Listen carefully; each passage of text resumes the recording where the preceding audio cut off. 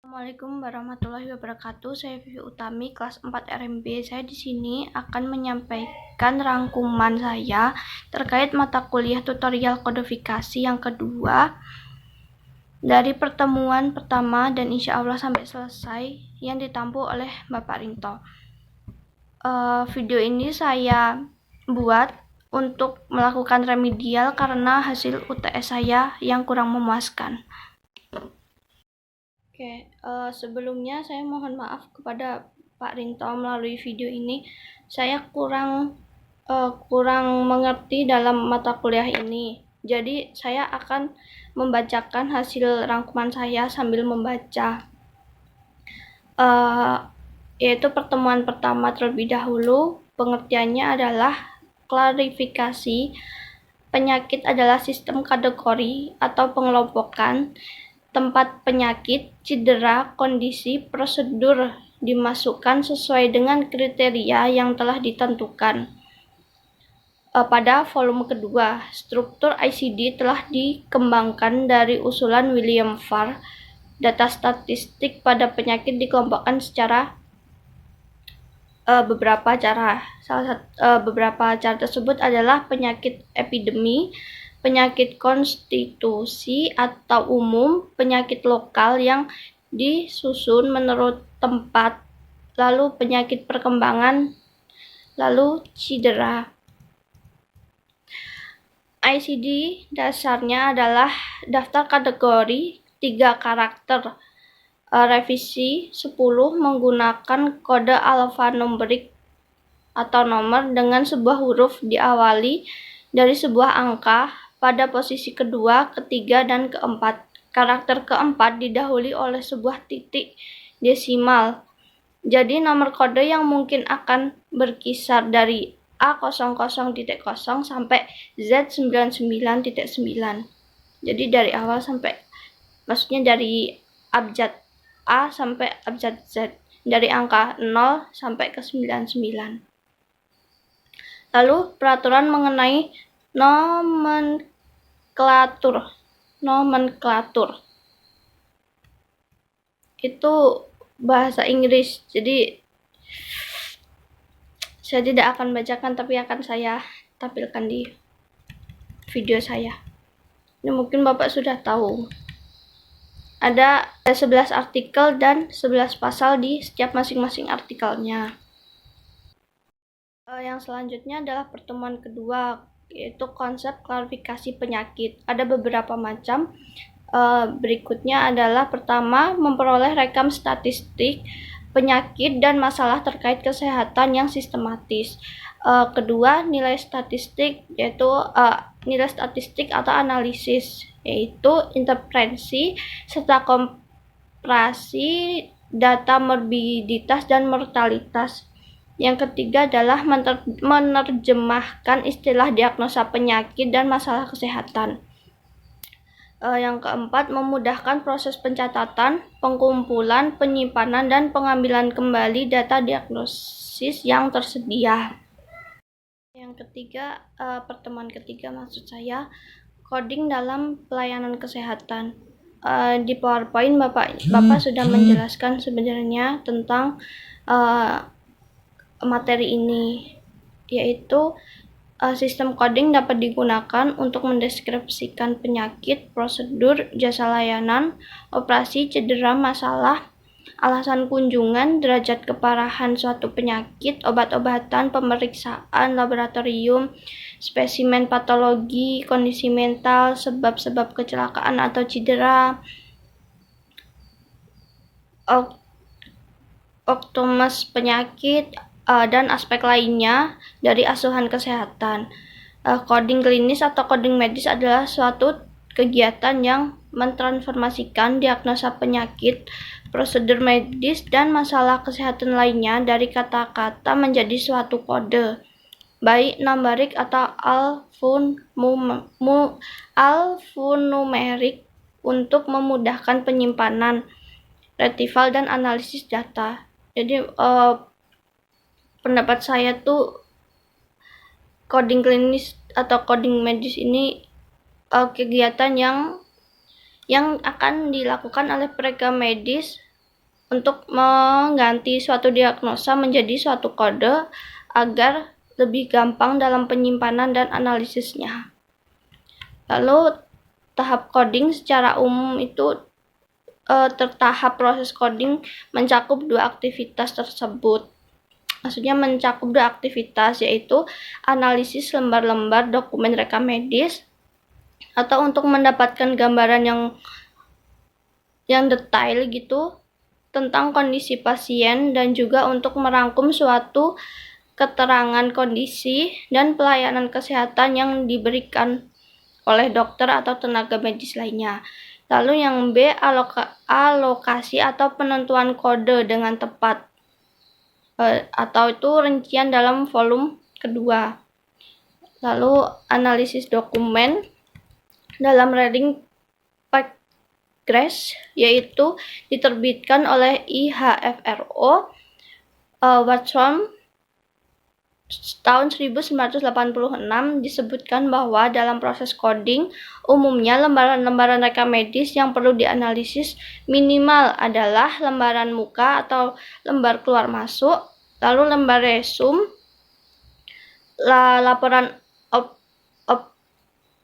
laporan operasi, laporan PA atau histopologi dari jaringan yang diambil. Lalu lembar pendukungnya adalah laporan patologi klinik, misalnya untuk mengidentifikasi bakteri. Jadi kayak cek lab seperti itu mungkin. Ya mungkin lab melalui urin atau sputum yang diambil dari pasien. Lalu laporan radiologi, yaitu rongsen kan, rongsen seperti itu. Lalu lembar pendukung yaitu catatan kemajuan, misalnya untuk memastikan diagnosis utama bila keterangan dalam lembar muka atau lembar resume masih belum jelas. Lalu lembar rawat inap sebelum untuk memeriksa apakah rawat penyakit dahulu telah lengkap. Jadi kayak di data penyakit yang pernah diderita itu apa-apa saja itu sudah ada di lembar rawat inap. Lalu Bapak juga mengatakan setelah koder mendapatkan informasi yang cukup untuk menentukan diagnosa secara akurat dan persis, barulah mengolah kode yang sesuai. Jadi misalkan data-data yang kita perlukan sebagai rekam medis yang saya sebutkan tadi itu sudah lengkap, berarti kita sebagai coder sudah bisa mengkode suatu penyakit dari ICD. Lalu faktor-faktor yang mempengaruhi akurasi coding itu nanti ada di gambar PPT pertemuan ketiga dari Bapak. Nanti saya akan masukkan. Yang selanjutnya adalah pertemuan keempat, yaitu coding dalam pelayanan kesehatan tingkat 1 atau tingkat pertama. Bapak menyertakan di PowerPoint dengan bunyi sistem coding dapat digunakan untuk mendeskripsikan penyakit, prosedur, jasa layanan, operasi, cedera, masalah, alasan kunjungan, derajat keparahan suatu penyakit, obat-obatan, pemeriksaan laboratorium, spesimen patologi, kondisi obstetrik, kondisi mental, sebab-sebab kecelakaan dan cedera, dan aspek lain dari asuhan kesehatan. Lalu Bapak juga berkata bahwa coding klinis atau coding medis adalah suatu kegiatan yang mentransformasikan diagnosa penyakit, prosedur medis, dan masalah kesehatan lainnya dari kata-kata menjadi suatu bentuk kode, baik numerik atau alfanumerik, untuk memudahkan penyimpanan, retrieval, dan analisis data. Lalu pengertiannya adalah fasilitas kesehatan atau Vaskes adalah fasilitas kesehatan yang digunakan dalam pelayanan atau menyelenggarakan upaya kesehatan perorangan, baik promotif, preventif, kualitatif, maupun rehabilitatif yang dilakukan oleh pemerintah daerah, oleh pemerintah pusat atau masyarakat. Lalu fasilitas kesehatan tingkat pertama itu fasilitas kesehatan yang dapat memberikan pelayanan kesehatan tingkat pertama, Jadi menurut saya itu fasilitasnya yang sudah lengkap dan semuanya sudah ada seperti itu. Rawat jalan tingkat pertama itu ada puskesmas atau yang setara, praktik dokter gigi, klinik pratama atau yang setara termasuk fasilitas kesehatan tingkat pertama milik TNI atau Polri, dan rumah sakit kelas D pratama atau yang setara. Jadi menurut pengalaman saya waktu pemeriksaan Mbah Bulan kemarin itu, saya harus mencari rujukan di Vayaskes pertama, yaitu di puskesmas tempat BPJS kayak pertama kali digunakan seperti itu. Lalu dari puskesmas itu akan dibuatkan rujukan ke rumah sakit yang besar, yang istilahnya tipe A seperti itu, agar bisa ditindaklanjuti dengan alat-alat yang lebih memadai dan dokternya juga ditangani oleh dokter spesialis. Lalu yang kedua adalah rawat inap tingkat pertama, fasilitas kesehatan tingkat pertama dengan fasilitas rawat inap.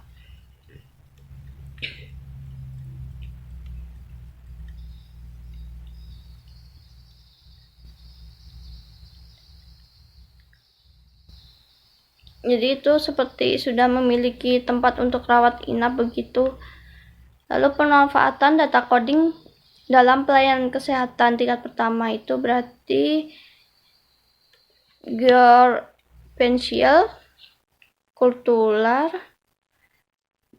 spesifik, finansial, statistikal, meteorologikal, natural, transport, seperti itu. Lalu data adalah suatu informasi seringkali numerik yang dikumpulkan melalui pengamatan. Jadi observasi dalam arti yang lebih teknis. Data adalah sekumpulan nilai variabel kualitatif atau kuantitatif dengan suatu kondisi atau beberapa orang atau objek, sedang datum atau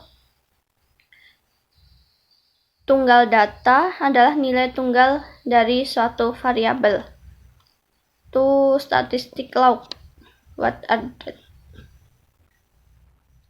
Lalu peran kita sebagai tenaga rekam medis dan manajemen informasi kesehatan adalah jadi kita akan mengumpulkan data, lalu kita yang akan mengolah sedemikian rupa data tersebut sehingga bisa menjadi suatu informasi yang tepat dalam pengambilan keputusan. Siapa yang mengambil keputusan? Ya pihak rumah sakitnya, ya dokter yang akan menyampaikan seperti itu. Menyampaikan pada pasien atau keluarga pasien. Lalu profil kesehatan merupakan gambaran dari pelaksanaan pelayanan kesehatan yang direkam dalam periode tahunan. Jadi profil kesehatan itu akan digambarkan dalam pelaksanaan pelayanan kesehatan yang direkam dari tahun yang lalu begitu. Lalu salah satu informasi yang terdapat dalam buku tersebut adalah laporan angka kesakitan di Indonesia. Contohnya adalah yang di PowerPoint-nya Bapak adalah tuberkulosis atau TBC saat ini masih merupakan masalah kesehatan masyarakat baik di Indonesia maupun internasional, sehingga jadi salah satu tujuan pembangunan kesehatan berkelanjutan SDGs. Tuberkulosis adalah suatu penyakit menular yang disebabkan oleh kumpulan mikrobakterium tuberkulosis. Indonesia merupakan negara kedua tertinggi penderita tuberkulosis.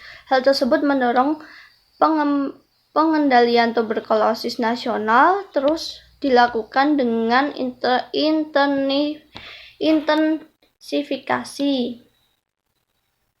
Tentunya informasi pada pernyataan tersebut tidak serta-merta adalah tanpa dilakukannya pencatatan dan pelaporan yang baik tentang kasus TBC di fasilitas pelayanan kesehatan.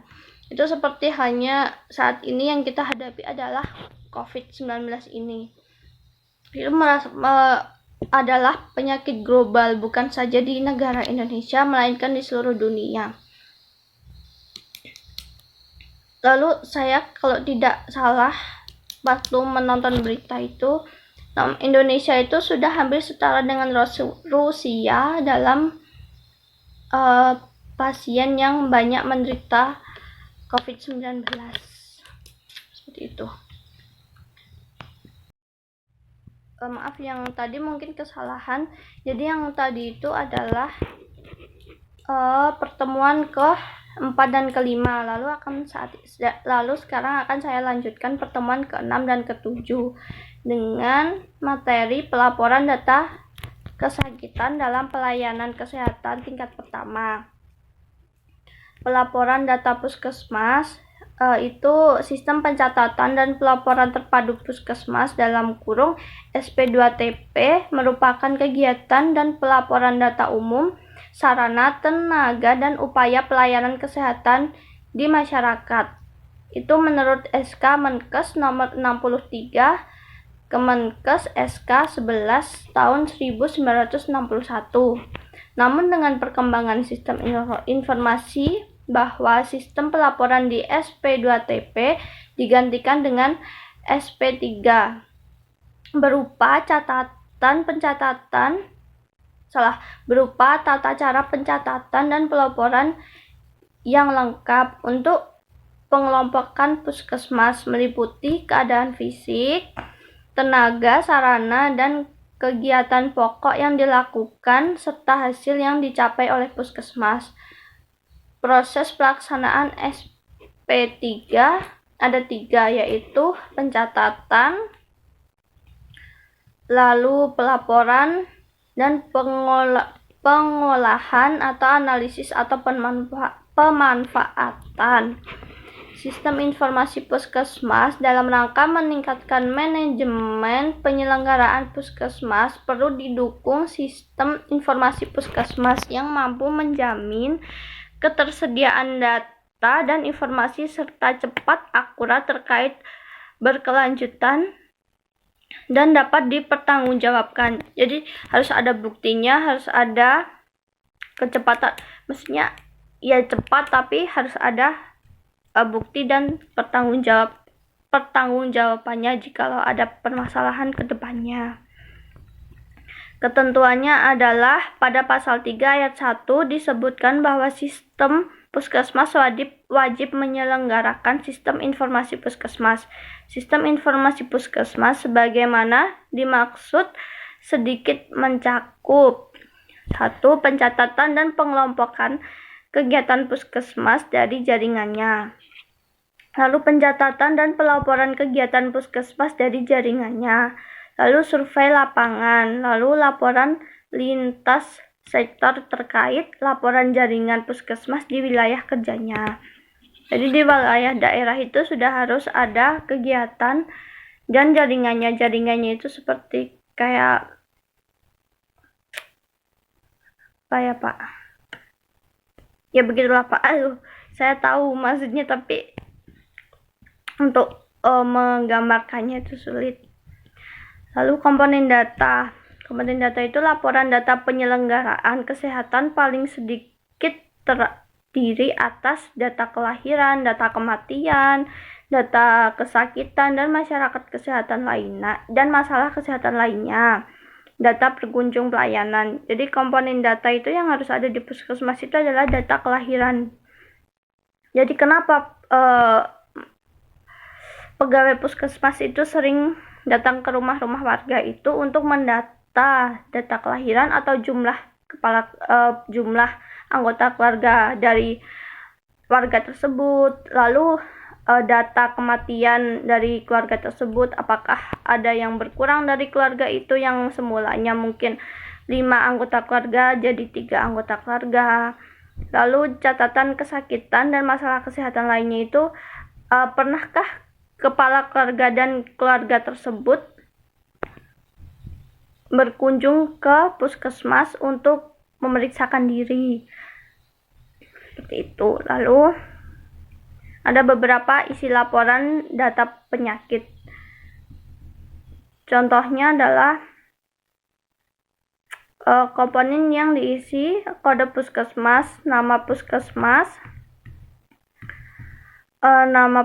bulan dan tahun laporan dari pelapor. Pelapor ini direkap berdasarkan kasus berdasarkan kelompok yang telah ditentukan.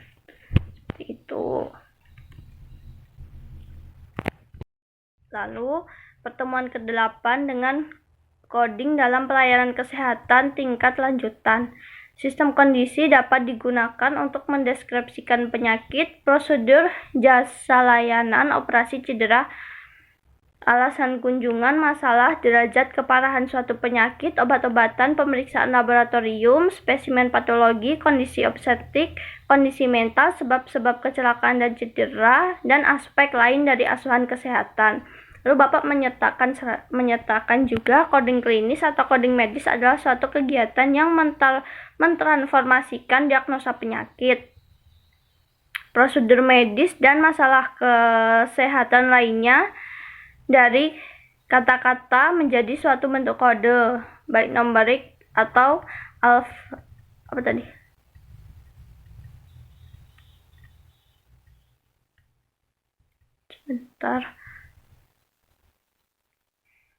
atau alfanumerik untuk memudahkan penyimpanan.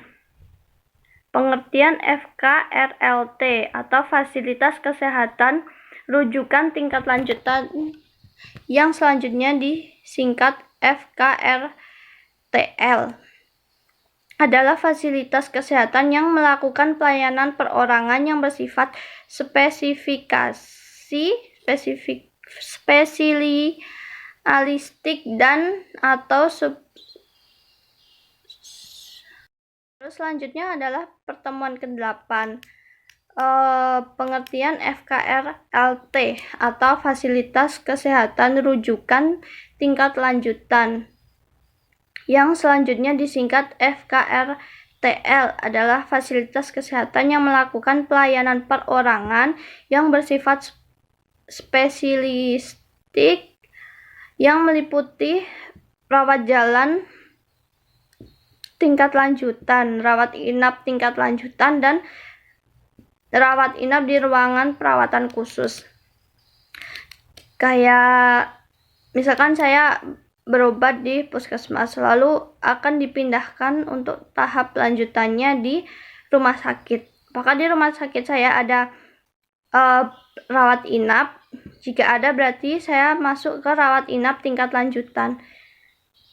Lalu rawat inap di ruangan perawatan khusus apabila saya masuk di ruangan isolasi, seperti itu. Lalu pengertian episode. Episode adalah proses pelayanan kesehatan yang diberikan kepada pasien melalui dari pasien masuk sampai pasien keluar dari fasilitas kesehatan, termasuk konsultasi dan pemeriksaan dokter, pemeriksaan penunjang maupun pemeriksaan lainnya. Itu tercatat pada Permenkes nomor 749 tahun 1989, yaitu pasal 14. Rekam medis dapat dipakai sebagai pertama dasar pemeliharaan kesehatan dan pengobatan pasien, lalu bahan pembuktian dalam perkara hukum, bahan untuk keperluan penelitian dan pendidikan, dasar pembayaran biaya pelayanan kesehatan, bahan untuk menyiapkan statistik kesehatan. Itu juga berhubungan atau berkelanjutan dari Permenkes nomor 269 tahun 2008, yaitu pemanfaatan rekam medis dapat dipakai sebagai pemeliharaan kesehatan dan ini pasal 13.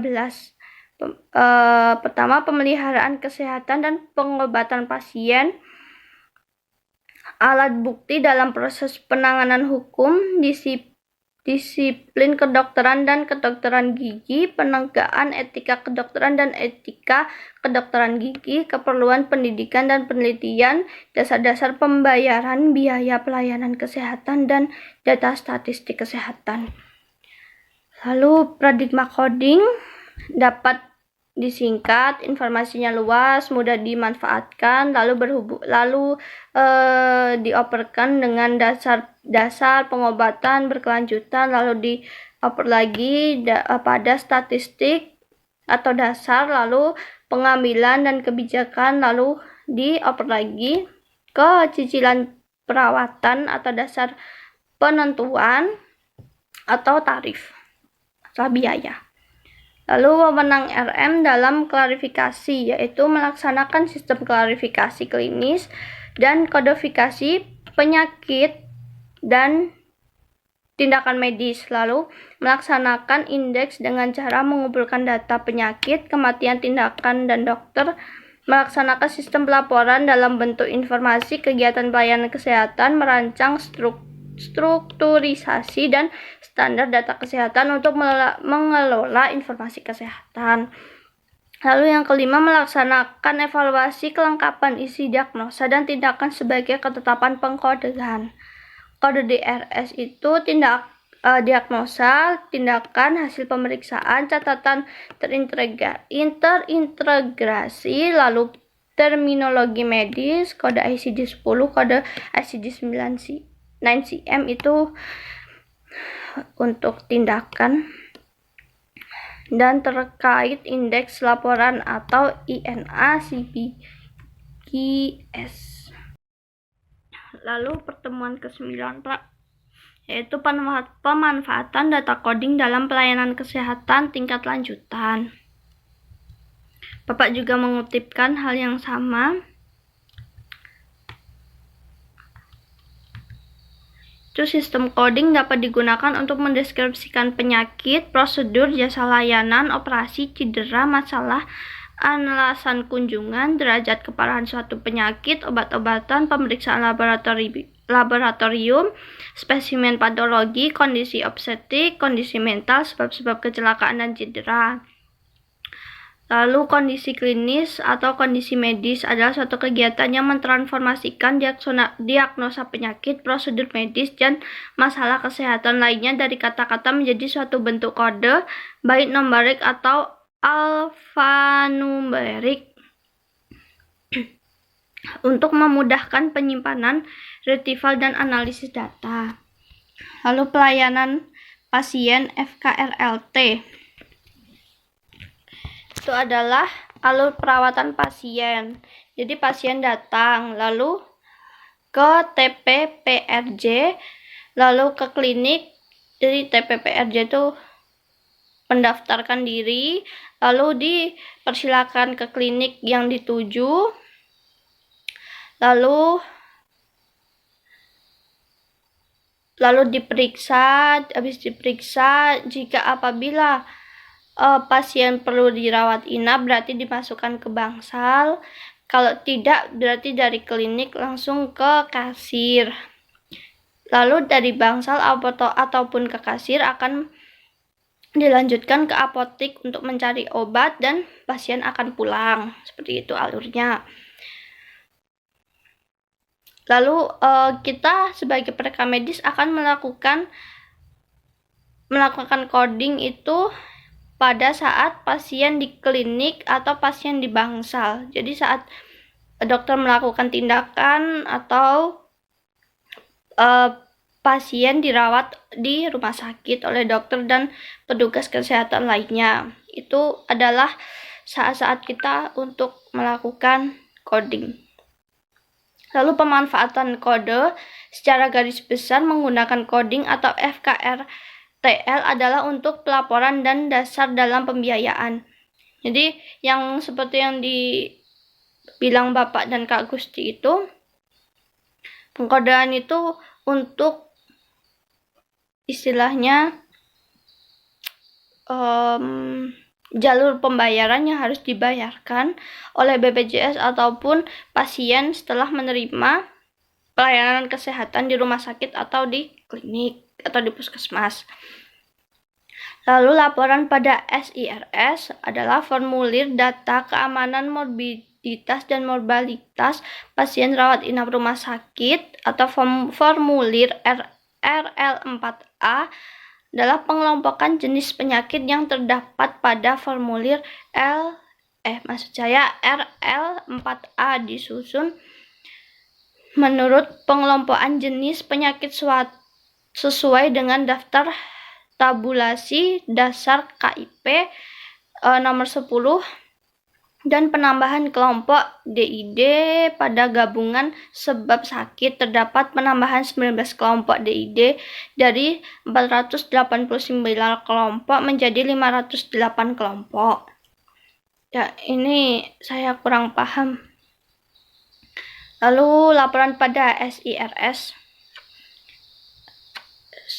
Formulir data keadaan morbiditas pasien rawat jalan rumah sakit sekitar RL4B atau formulir RL4B.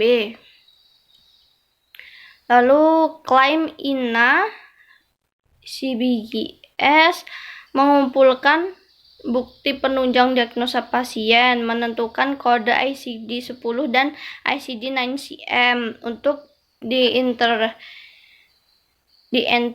pada aplikasi. Tentukan juga komplikasi, lalu sehingga muncul 4 subgrup dan tarif. Lalu pertemuan ke-10 tentang pemanfaatan coding dalam membuat kebijakan. Itu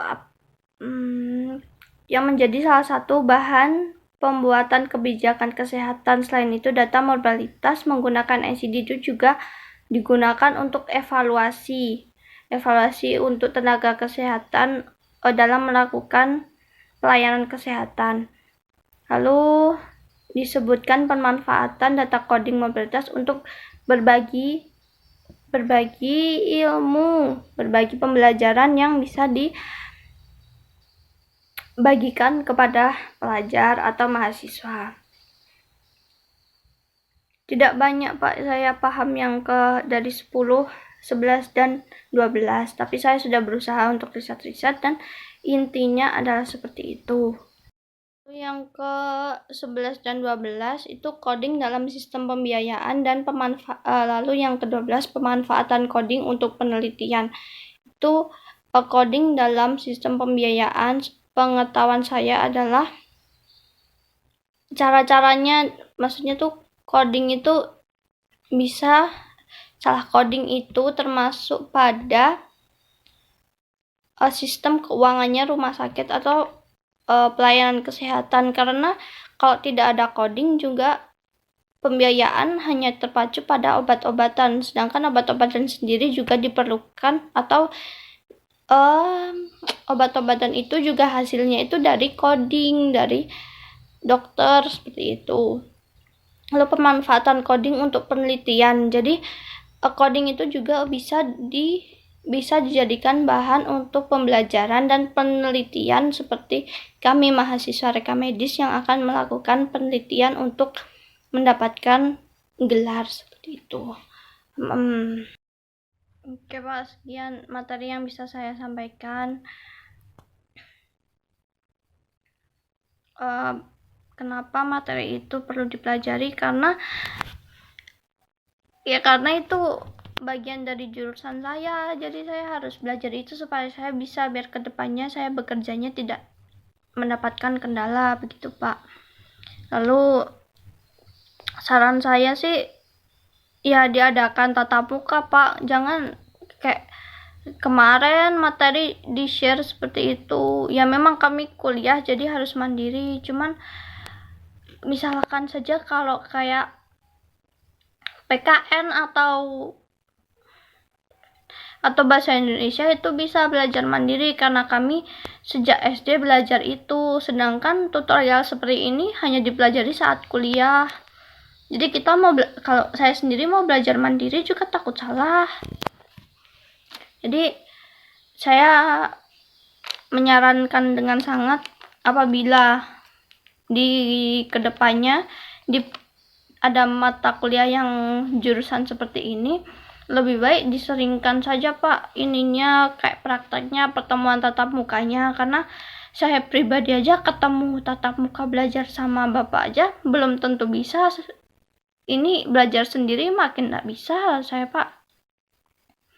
Lalu alasan saya mengikuti ujian susulan adalah karena nilai saya belum masuk KKM, itu nilai saya kurang. Karena jujur kemarin memang saya mengerjakannya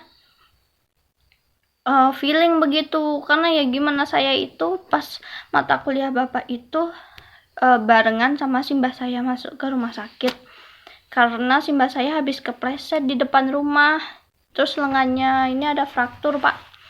Jadi nunggu dari semalam itu kan jatuhnya sore sekitar jam 5 sore. Jadi semalaman itu sakit gitu, saya mau bawa ke rumah sakit nggak mau karena malam. Yaudah paginya itu cari rujukan di puskesmas, itu malah BPJS-nya belum dibayarkan pak sama bude saya, jadi belum bisa pakai rujukan pakai BPJS. Itu harus nunggu sebentar, daftar lagi, terus diperiksa dulu di puskesmas sampai sekitar jam 9. Terus habis itu saya baru dapat rujukan, saya bawa ke rumah sakit Nur Hidayah tuh pak, yang dekat kan. Soalnya kemarin saya sempat kerja di screening di Nur Hidayah, jadi saya sudah tahu jalur-jalurnya. Mbah saya langsung masuk IGD, langsung di ronsen, ternyata ada fraktur gitu. Jadi sambil nunggu, sambil ujian, ini aja sih orang tua saya masih di Kaliurang, jadi belum bisa bantu saya pak. Jadi saya di rumah ini sama simbah saya saja. Jadi kalau simbah saya ada apa-apa ya saya yang iniin, jadi ya kuliahnya agak sedikit terganggu begitu. Tapi itu hanya materi ini saja, hanya kuliah ini saja lah pak. Sudah, sekalian saya akan salam penutup. Saya minta maaf apabila saya penyampaian saya itu selengean dan kurang serius. Ya karena bawaan saya seperti ini atau pak, saya malu. Terus saya minta maaf kalau saya menyinggung bapak atau kata-kata saya kurang berkenan di hati bapak. Saya mohon maaf yang sebesar-besarnya. Saya benar-benar minta maaf. Wassalamualaikum warahmatullahi wabarakatuh. Terima kasih pak atas waktunya. Assalamualaikum pak.